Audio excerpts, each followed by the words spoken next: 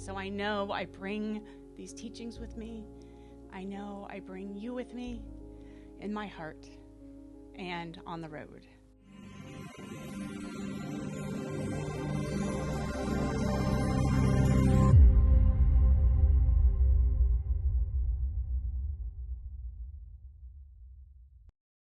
Today, of course, is Mother's Day, and before I reach into my pocket for my talk, I wanted to spend a moment addressing that issue. So first off, could the mothers in the room make themselves be known? Raise your hand, stand, whatever makes you comfortable. Wonderful. Thank you so much. And we'd like to acknowledge the mothers in the room. And I'd also like to make a comment upon who raised their hand, because our philosophy believes in taking a metaphysical approach to life. And the metaphysical approach says that we're going to examine the structure of life. Our beliefs date back to ancient Indian and Chinese and Greek philosophies. And part of what we believe is there is a deeper meaning to many things in life. And so let's take a look at the deeper meaning to motherhood. For in order to be a mother, it is not necessary for you to give birth. And here's an example of that. My daughter in high school went away to Washington, D.C. for basically a one-week camping trip at a campground. And part of their way they set it up is they told everyone, wear this shirt, and when you get to the airport, find each other. And when the last of you gets there, we'll bring the bus by and pick you all up. And so they spent several hours at the airport waiting for the last people to arrive. And during that time, one of the girls looked around the group and said, okay, who here's the mom friend? And my daughter's like, mom friend? What are you talking about? She says, well, I'm hungry. And I know the mom friend has brought snacks. So I want to know, where are my snacks? And my daughter turned around and unzipped her backpack and passed out snacks, right? Now, the odds of her ever giving birth to someone are pretty low right now. That's not on her priority list. But she certainly has that mothering energy, right?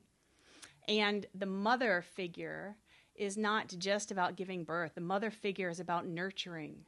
It's about providing protection. The mother sustains life. The mother figure binds families and friends together. And the mother is responsible for the creation of anything and everything. So with that in mind, I would like each of you to look inside for that mother figure inside of you. And remember, it does not have to do with your gender, doesn't have anything to do with your sexual personality, it doesn't have anything to do with your age. And so I ask to self-identify, who here is a mother? Please raise your hand if you can identify that. Thank you. And happy Mother's Day to all of you. So I support and celebrate that nurturing within. Now, to what I really wanted to talk about today. It just happened to be Mother's Day, so I threw that in there. For many of you probably know this might be old news, but there might be a couple people who don't know. My husband Rich and I are retiring at the end of this month, and we are taking off in our RV and traveling the United States full time.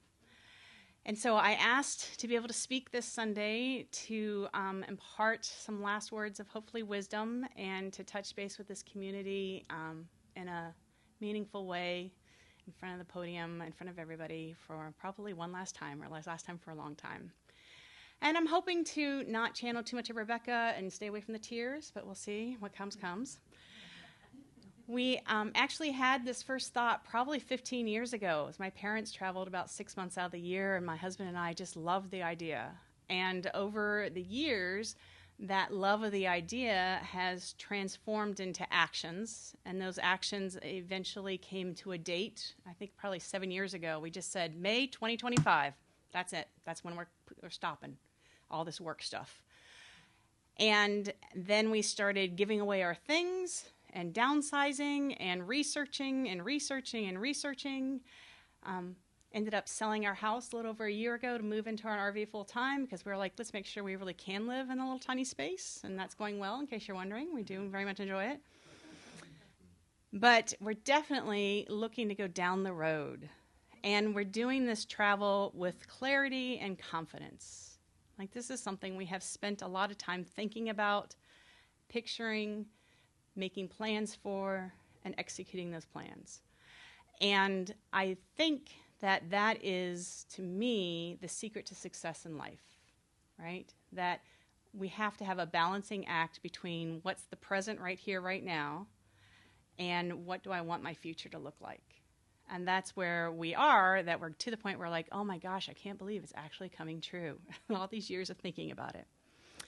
And along with this process, oftentimes comes a paradox, because there's a duality in this world, right? There are seldom is there a time where something is all good or all bad.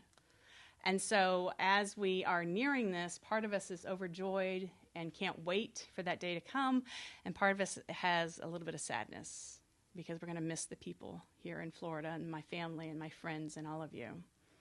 And in business, they talk about a benefit cost analysis. That's what I remember hearing about when I was in college, where we talked about anytime you're making a decision, you make a list of all the benefits and a list of all the costs, and you balance the two out to decide what's the right decision. And I believe that goes on to some degree in our lives, but I believe part of the duality of our lives is that we are not just this human being doing a benefit cost analysis. Right? On that surface, if yes, we're crunching our numbers, we're checking to see if we've got the money, we're seeing what the real plans are, we're making reservations, but there's a deeper level that we operate under. There's a deeper level that you operate under. So I'm talking, of course, about that level of the soul. And in our philosophy, we believe that that same creative energy that created the universe exists within you. And we tend to call it God, but you can call it spirit or whatever word you want to put with it. But we believe that there's that creative spark within all of us. And a lot of times we refer to that creative spark as our soul. And I believe that each one of us have that spark within them, have that soul within them, and that that soul is here on this planet to experience being human. And I believe each one of us gets to decide for ourselves, what does that look like for me? And I believe to be human means embracing the idea of learning and growing, that never stops. I am a teacher during the day, and my seniors, last week was their last week of school. They have graduation in a week and a half. And all year I've been telling them, just because you're not coming to high school doesn't mean you stop learning, right? As a kid, I keep trying to point it out, you get to choose your learning. Hopefully by now as adults you figured all that out, right? That is the joy to life, is you get to decide where to devote your time and your energy. What kind of learning do you want to do? And that is one of the things I've always loved about this center, that it's much more than just a place to come on Sundays, right? It's a place to learn and grow and walk down your own path. So here is what I believe. I believe that when we talk about God, we talk about God qualities all the time. All right? We talk about God is love, God is good, God is wisdom, God is harmony, God is balance, God is all these different qualities we describe of God. But I also believe that God is change, that change is part of God, that change is part of my divine nature. And I can see the universality of change when I look out into the world with the change in the seasons. I see the change in the life cycle of my body as it grows and matures and then decays. I even know that there's change going on the cosmic level and things I can't see. The sun is undergoing change. The sun has a life cycle. It's 10 billion years long, so I'm not going to really be able to measure that change during my lifetime. But that change is going on even on that cosmic level. And so I have worked through my life, and certainly this is me putting that work into practice of embracing that quality of change. Because on the human level, a lot of times, change is not what I'm going for. Right? On the human level, I like the comfort of what is known. On the human level, I love the traditions of doing things over and over again the same way. That brings me lots of enjoyment on my human level. But I believe on the soul level, in order to learn and grow, I have to change. And I believe the most powerful change is the one that I do consciously with choice. The most powerful change is the one that I say, this is what I want. And I also believe that sometimes really powerful changes come when I don't want them, right? Sometimes that soul knows better than me, and sometimes things are being thrown at me that require great amounts of change that I might say, no, no, no, and go kicking and screaming the whole way. And I also believe that that's still God at work. Whether I choose it or not, it's still my soul's purpose being fulfilled, that my soul is here to experience life. And anybody who's watched Groundhog Day, that movie's getting a little old right now, but anybody who's watched it knows if the same thing happens over and over again, that's not much of an experience, is it? So, I choose this paradigm shift of embracing change.